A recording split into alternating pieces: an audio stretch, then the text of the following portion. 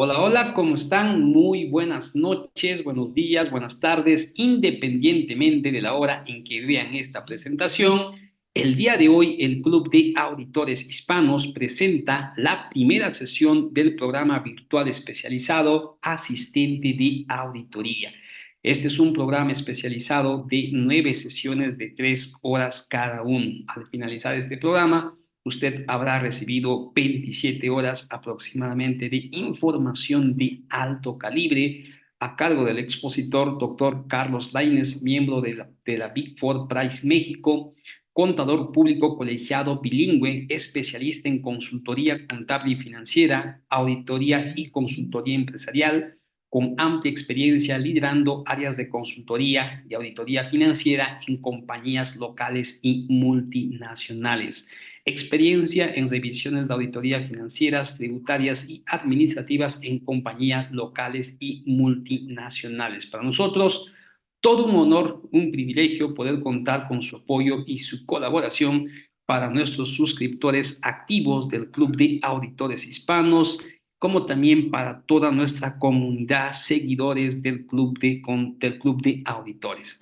Doctor Carlos, ¿cómo está? Muy buenas noches. Tiene usted el micrófono habilitado. Iniciamos con esta primera sesión que nos convoca para el día de hoy. Muchísimas gracias por la introducción.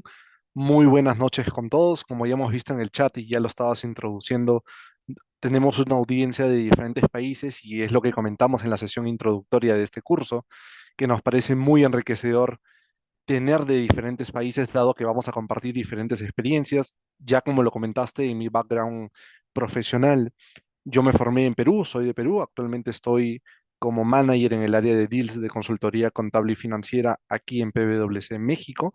Entonces, digamos, ya tengo algunos contextos adicionales que vamos a compartir en esta sesión, en esta noche, acerca de las experiencias de auditoría, cómo se engloban con ciertas cosas de consultoría, cómo se engloban con ciertas cosas del proceso operativo de las empresas. Y adicionalmente, como comentaba en la sesión introductoria, el plus adicional va a estar aquí, que el público presente nos puede ayudar a compartir sus experiencias que tengan ya trabajando en procesos de auditoría financiera, como estudiantes de contabilidad o alguna otra carrera que quieran entrar al mundo de auditoría financiera, o como colegas que tengan sus firmas de auditoría independientes y que quieran indagar un poco más acerca de las experiencias que podamos compartir. Como yo siempre menciono en mis sesiones, las teorías ya están escritas. Lo que se comparte a través de estas sesiones son las experiencias que cada uno ha podido tener aplicando la teoría, aplicando la experiencia profesional y con esto poder brindarles un valor agregado a lo que vamos a ver en este curso especializado de asistente de auditoría financiera.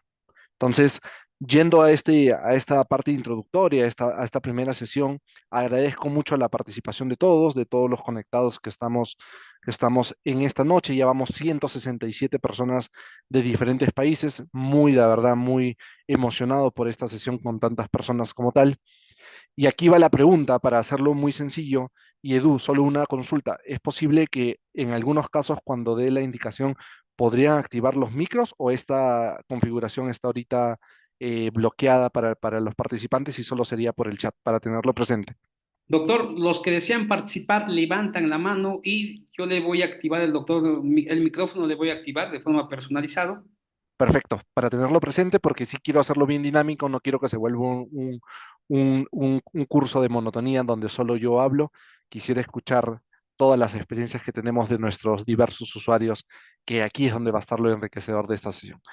Entonces, de nuevo, reitero, a los ya 175 personas, muchísimas gracias por estar en este curso. Vamos a compartir muchas experiencias desde el ámbito profesional en la auditoría, en contabilidad y consultoría como tal. Vamos a ver los diferentes enfoques y vamos a la primera pregunta que nos pueden responder por el chat o si por ahí alguien quiere levantar la mano, nos puede contar sus experiencias. ¿Cuál es su experiencia actual respecto a la auditoría financiera? ¿Ya están trabajando, están estudiando, tienen su firma local independiente? Al igual que yo, quizás ya están trabajando en alguna Big Four o en alguna firma de auditoría. Quisiera leerlos o si alguien quiera compartir su experiencia previa para estos primeros minutos introductorios, conocernos entre todos y luego ya llevar el enriquecedor parte técnica y parte experimental. ¿Los leo o los escucho? Y ahí, Edu, me ayudas, por favor, si alguien levanta la mano para darle micrófono, por favor. Por aquí nos mencionan en el chat, están en práctica, practicando auditoría, están en prácticas de auditoría. Cristina nos comenta que es semi-senior en Colombia. Ricardo nos comenta desde la ciudad de Sinaga, Magdalena, Colombia. Perfecto. O sea, tenemos múltiples países que nos están escuchando en esta noche de audiencia y eso lo va a ser muy enriquecedor. Julio nos comenta que tiene un estudio de auditoría contable. Kenia nos comenta que está laborando como auditor interno, auditor externo desde el año 2015, dos prácticas de auditoría. Freddy nos comenta que es socio de auditoría. Daniel, estudiante, trabajando en una firma de auditoría. Estoy por graduarme de CPA. Perfecto. Tenemos una diversidad ahorita de diferentes experiencias profesionales que hayan tenido respecto a la auditoría financiera, respecto a auditoría interna o a áreas relacionadas a lo que vamos a ver en esta sesión. Esta primera sesión la vamos a dividir, y me da un segundo para poder mover la presentación, la vamos a dividir en tres partes. Vamos a tener un receso más o menos a las 8:30 hora local, más o menos en 1 hora y media aproximadamente, donde vamos a ver, para entender del proceso de introducción a la auditoría financiera, tenemos que entender primero qué estamos auditando. Prácticamente la información financiera que tenemos la están preparando en base a una información contable, a un marco contable, y tenemos que entender qué es eso, qué es ese marco contable, qué vamos a auditar, porque si no sabemos qué auditamos, no tenemos un procedimiento conciso, un procedimiento que nos lleve al objetivo final de una auditoría, que lo vamos a ver en la segunda parte, que es todos aquellos conceptos de introducción a la auditoría financiera como tal que tenemos que tener en cuenta, porque a partir de la sesión 2 ya vamos a entrar a temas específicos y estos conceptos iniciales que vamos a ver ahorita en esta sesión los vamos a recordar a profundidad en esas sesiones adicionales. Y por último, vamos a ver para todas las experiencias que acaban de comentar ustedes por el chat, sean socios, sean seniors, managers, estudiantes, etcétera, vamos a ver cuáles son los principales retos de auditoría financiera. Y aquí sí voy a pedir bastante la participación de todos los colegas que estamos aquí, de todos los participantes, para ver cuáles a su consideración son los principales retos de auditoría. Si bien estoy poniendo unos en base a la experiencia profesional que he podido tener en Perú y aquí en México y en otros países que he podido viajar por temas de asesoría y de auditoría, vamos a compartir estas múltiples experiencias como tal. Ya siendo casi las 7:10 de la noche, ya con casi 200 personas, ahora sí vamos a dar inicio a la primera parte de la sesión 1 de introducción a la auditoría financiera, donde vamos a tocar primero los marcos conceptuales. ¿Qué son los marcos conceptuales? ¿Qué son los marcos contables con los que se prepara la información financiera que vamos a auditar en un proceso de auditoría financiera como tal? Principalmente vamos a hablar ahorita de uno de los marcos más globales que se aplica casi en toda Latinoamérica, en todo Sudamérica, en algunos países también de Europa y de otros continentes como tal, que son las normas internacionales de información financiera. Les voy a hablar de otros GAP locales, como por ejemplo aquí en México de las NIF mexicanas como tal, o algunos otros GAP como en el Estados Unidos, el caso que son las US GAP, que son unos GAP más específicos y más con reglas específicas para medir, evaluar, presentar y revelar la información financiera en una compañía como tal. Entonces vamos a dar inicio a esta primera parte donde vamos a hablar de los marcos contables en general, para qué sirven, cómo se construyeron, entender todo el antecedente de un armado del estado financiero. Y una vez que le damos el clic a entender cómo se arma una información financiera, por qué hay un marco contable de fondo, ya vamos a poder darle la línea en la segunda parte, cómo introducimos esa información que vamos a recibir como auditores financieros para poder realizar nuestro proceso de auditoría financiera de manera correcta y llegar a nuestra conclusión final, que es la opinión, ¿no? La opinión, sea el tipo de opinión que sea, pero dictaminar una opinión que dé seguridad razonable a los usuarios de la información financiera. Vamos a esta primera parte de los marcos conceptuales. Y aquí hago la pregunta para ver en qué contexto estamos dentro de los antecedentes de las NIF o los marcos contables a nivel internacional. Cuéntenme ustedes en los países en los cuales están, cuáles son los marcos contables que vienen aplicando, sea por la parte de preparar estados financieros o cuáles son los marcos contables que han venido revisando como auditoría financiera. Danilo aquí Gordillo nos comenta que está revisando o está actualizando con las NIF, que son las IFRS como tal. ¿Alguien más por ahí de algún país diferente que nos comente qué marcos contables se utilizan en los países donde están? Ya comentaron aquí las NIF, las IFRS, perfecto. Ricardo también menciona las NIF como tal. Cristina nos comenta en Colombia las NIF para pymes. Juan nos comenta algo muy importante que son los principios TAX. Ahorita vamos a ver dentro de los principales retos de auditoría qué son esos principios TAX o a qué hace referencia esto de aquí. Normas de auditorías locales en Bolivia, plan de NIF, NIC, NIA, perfecto, NIF, NIF para pequeñas y medianas empresas, NIF para pymes, etcétera. Ya escuchando sus diferentes opiniones, aquí hay que hacer una separación muy importante. Uno, son los marcos contables que ustedes están comentando para efectos de preparación de los estados financieros. NIF full, NIF para pymes, GAP locales como aquí en México, las NIF mexicanas.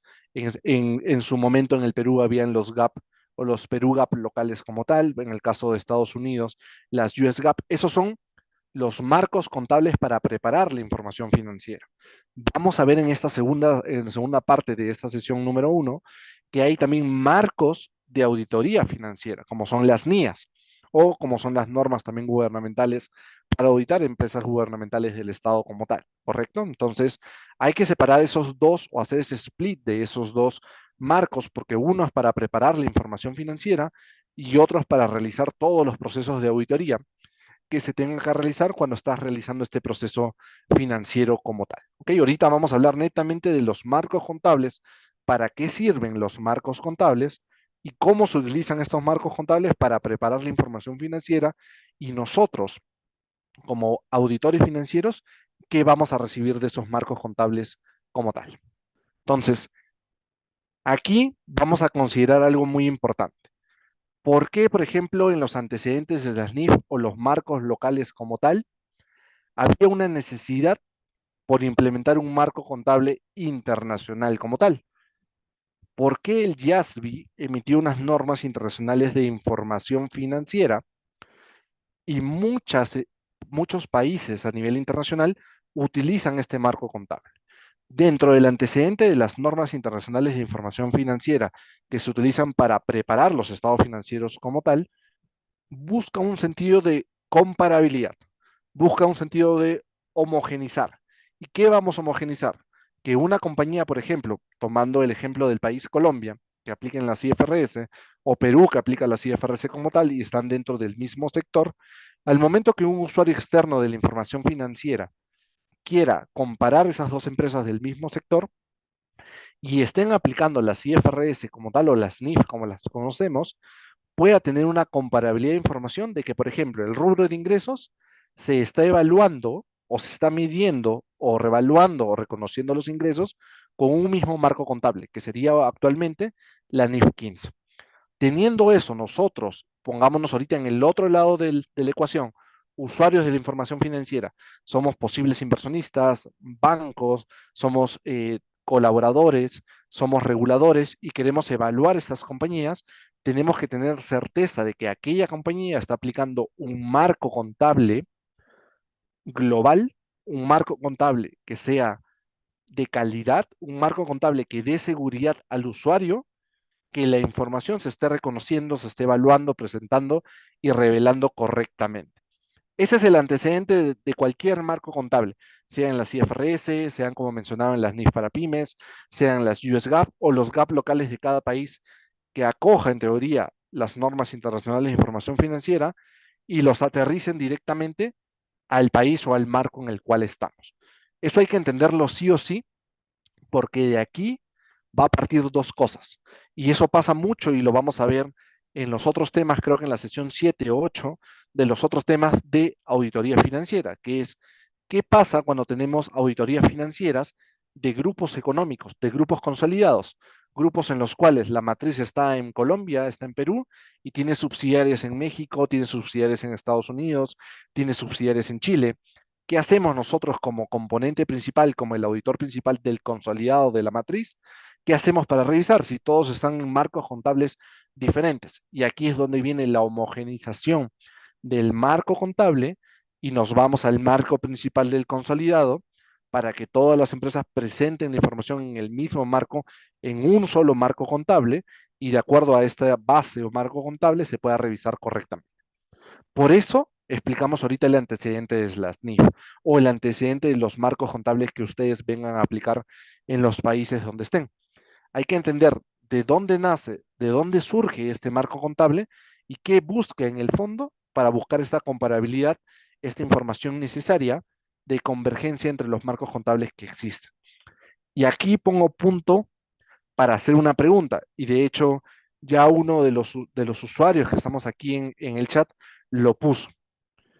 Si bien existen actualmente marcos contables como la IFRS, las NIF o los otros GAP locales, muchas compañías siguen utilizando ¿qué cosa?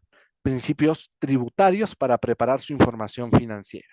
Entonces, aquí si quisiera escucharlos, si pueden activar su micro o si pueden escribir en el chat, si han tenido experiencias en las cuales han revisado información financiera o han presentado información financiera y han tenido este problema o esta disyuntiva entre una aplicación de algún principio tributario y algún principio contable como tal. Si me pueden contar alguna experiencia para tenerlo como esquema para todos los participantes, los más de 251 participantes, y entendamos a qué nos referimos con esta disyuntiva o esta línea entre un principio tributario y un principio contable. ¿Los leo o los escucho? Y ahí, Edu, me ayudas, por favor, a ver si alguien levanta la mano y se le puede activar el micro, por favor, mientras yo voy viendo el chat. ¿Alguien por el chat ahí que haya visto esto? En el caso, Juan, creo que nos comentaste tú este caso de los principios tributarios. No sé si te tuvieras algún comentario o si te animas a activar el micro para conversar acerca de este tema, por favor. Por ejemplo, Cristina nos comenta, en Colombia existe la conciliación fiscal de la renta. Perfecto. ¿Algún otro ejemplo en las cuales hayan tenido una disyuntiva entre si aplicar un marco contable o un marco tributario o fiscal como tal para la preparación del estado financiero? ¿Algún ejemplo así en algún rubro general para entender por qué hay esta disyuntiva al momento de preparar los estados financieros? Yo les pongo un ejemplo y quizás ahí ustedes van analizando o escribiendo en el chat. Perfecto. Adolfo ya nos dio Pariona ya nos dio un ejemplo muy práctico que, por ejemplo, pasaba en Perú, ¿no? En Perú pasaba de que al momento de evaluar las vidas útiles de los activos fijos, dado que la norma, la IAS 16 o la NIC 16 te dice evalúa la vida económica, evalúa cuánto tiempo te va a dar beneficio este activo, evalúa de manera operativa, interna, de acuerdo a tus expertos, de acuerdo a la complejidad de tus activos, cuánto sería, por ejemplo, la vida útil, ¿no? La vida útil de esos activos. Algunas empresas de manera muy sencilla, para no hacer, digamos, el doble libro contable, el doble papel de trabajo contable entre una depreciación fiscal o tributaria, dado que los reguladores tributarios ya te brindan tasas por rubros de, estado, de activos fijos, cuánto se deprecia en porcentajes, cuánto se deprecia en años, toman estas tasas fiscales como si fueran las tasas o las vidas útiles económicas o financieras. Ahí entramos ya en una disyuntiva entre que los estados financieros, una vez que nosotros aplicamos ya un marco contable, en este caso las NIF o las IFRS, ¿ok? Ya nos estamos preparando en relación, por ejemplo, a los principios contables. Ya estamos preparando ahora en base a un principio tributario y hacemos un mix. Eso es algo que tenemos nosotros como auditores o como preparadores de la información financiera, separar hacer ese split de separación entre los principios. ¿Que podría, Carlos, ser el mismo? Sí, pero Sí, Federico, hay que demostrarlo adecuadamente si el entiendo. principio tributario es igual al principio fiscal. Y aquí me ayudan, por favor, con el micrófono. Creo que Marlon levantó la mano. No sé si me podrían ayudar a activarle el micro, por favor. Hola, Marlon, buenas noches. Buenas noches a cada uno de ustedes. En el caso de Guatemala, nosotros tenemos una disyuntiva en cuanto a este tema, porque precisamente la Administración Tributaria tiene un decreto que es el 10/2012 para poder presentar en base a el pago de impuestos, podemos decir en este caso, la preparación de estados financieros. ¿Qué retos se presentan en este caso si tuviéramos alguna empresa que tiene relaciones con otros países que sí están utilizando una NIF para pymes o una NIF full? Prácticamente es realizar esos ajustes financieros para poder hacer comparativos los estados financieros, valga la redundancia, ¿verdad? Y también tener como que el concepto en cuanto a en qué momento podemos, qué partidas en este caso precisamente nos generan un impuesto sobre la renta diferido, ya sea activo o pasivo. Es lo que yo más tengo presente en este caso. Perfecto, Marlon. Muchísimas gracias por tu participación. Creo que enriquece mucho lo que estamos comentando, como el ejemplo que dimos en Perú. Muchas veces los reguladores y fiscales o algunos otros reguladores brindan, de acuerdo al sector económico o a toda la regulación de un país, ciertos dictámenes, ciertas regulaciones o leyes tributarias, como tú lo mencionabas, para efectos de pago del impuesto a la renta corriente. Para una vez que tengas tu resultado contable como tal, le hagas aquellas deducciones, le hagas aquellas adiciones, le restes o sumas en un lenguaje un poquito más sencillo, todas aquellas que el fiscalizador, el regulador fiscal, no te va a aceptar de acuerdo a la base contable que estamos viendo bajo la IFRS, como comentaba, ¿no? Entonces, ahí miles de ejemplos vienen. Provisión de cobranza dudosa, la estimación de incobrables, el tema de la desvalorización de existencias, el tema, como comentaban hace un momento, del activo fijo, de las tasas de depreciaciones, para reconocer las revaluaciones contables que tenemos, si tienen un efecto fiscal o no, y así diferentes partidas que se van a resultar al momento de preparar el estado financiero y que muchas veces las compañías lo que hacen es, si yo hago este camino de acuerdo a lo que dice la IFRS, a mi marco contable, luego tengo que hacer un extra papel para conciliar la posición fiscal. Entonces, para evitarme cualquier imposición, cualquier multa, incumplimiento respecto a lo fiscal, me quedo en la base contable con el requerimiento fiscal. ¿Eso está bien? No, pero también va a haber un depende, porque si lo que establecemos fiscalmente tiene una sustancia económica de acuerdo a lo que nos indica la IFRS o la SNIF o el marco contable aplicable como tal, y podemos defender esa posición financiera, y aquí hay que separarlo de dos temas. Defender posición financiera para el que prepara la información financiera, y nosotros como auditores financieros tenemos que tener o pedir a la compañía todo el sustento necesario para saber que la aplicabilidad de esa norma en base a ese decreto fiscal tiene la misma sintonía y no tengamos que hacer o proponer un ajuste porque estén reconociendo algo fiscal en vez de algo financiero. Entonces, el ejemplo de Marlon estaba perfecto, el ejemplo que vienen dando, por ejemplo, aquí Teresa dice la provisión de los desahucios por indemnización, entre otros, tienen ciertas bases que al final van a tener un resultante en la preparación del estado financiero como tal, sea que lo ajustes en la contabilidad, sea que te genere un impuesto de renta diferido, sea que afecte al cálculo del impuesto de renta corriente, pero en conclusión el mensaje final que nos tenemos que llevar para los que estamos presentes, que preparen la información financiera o que ya vamos a entrar en este camino de ser auditores, tenemos que tener la consistencia de que todo el estado financiero, desde el rubro de caja efectivo hasta el último rubro de la línea de las utilidades netas del resultado del ejercicio, tiene que estar preparado siempre bajo una base contable, un marco contable, sea el aplicable en el país como tal. ¿Ok? Hay ciertos países en los cuales no habrá un marco obligatorio contable aplicable y podrán preparar su información, como comentaban, bajo los principios tributarios. Pero en la gran mayoría, de acuerdo a las encuestas que se han hecho de manera internacional, ya por lo menos están llegando, ya tienen una obligatoriedad de las IFRS, de las NIF para pymes o GAP locales, que difieren mucho del principio fiscal o del principio tributario de acuerdo a la denominación en cada país como tal. ¿Ok? Entonces, eso va a cambiar mucho porque son estimados, son principios, son cuentas, transacciones que tenemos que tener mucho ojo al momento de hacer una auditoría financiera. No solo dejarnos llevar por el proceso, ojo, de que la compañía nos dice esas son las tasas, ya recalculé la depreciación, ya le apliqué las tasas tributarias. No, pongamos un punto y digamos, esa depreciación es tributaria, esa depreciación es fiscal. Financieramente, ¿cómo me demuestras a mí, siendo el auditor? Acuérdense que el auditor tiene que ser escéptico de lo que la información que la compañía te vaya a entregar y retar siempre las vías útiles, retar los estimados que nos vayan a dar. ¿Ok? Doy micro abierto de nuevo para un ejemplo más antes de pasar al siguiente slide.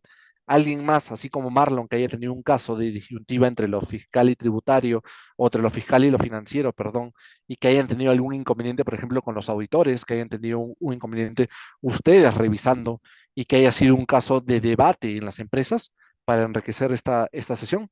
Por ejemplo, aquí Ana Lourdes nos menciona que en Honduras también es mucho la frecuencia en la cual hay una diferencia entre el marco contable aplicable y el marco tributario en la presentación de los estados financieros. Entonces, Si por ahí nadie más activa su micro, continúo con la siguiente slide y ya llegamos, si nos damos cuenta, que las bases específicas para la preparación, considerando las normas